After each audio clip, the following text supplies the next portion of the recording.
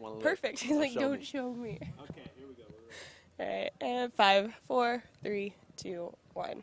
Hi, Cole Volmer here again, ringside with JP Hornstra. JP, thanks for joining me again. Thank you. All right, so the Rain's been struggling lately, we all know. But despite that, who have you seen that's kind of been good and contributing for the team?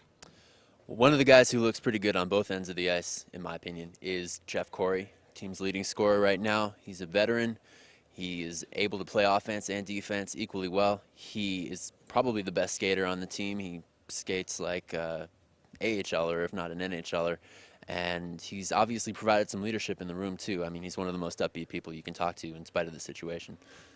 All right, so now turning it just a little bit, who have you seen that hasn't really contributed as much as you know they actually could?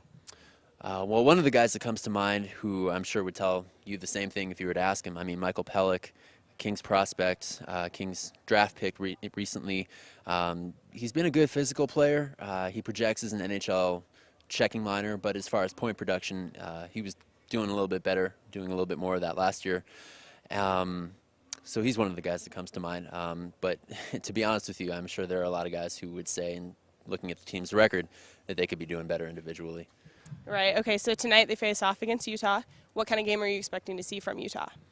Well, Utah is a pretty strong team. They've played the Reign pretty evenly throughout the team's history. Not one team has had the advantage, really. You could say it's been very back and forth. From my understanding, they're going to be starting a goaltender who the Reign have only faced once this year, Andrew Engelage. It'll be interesting to see what he does.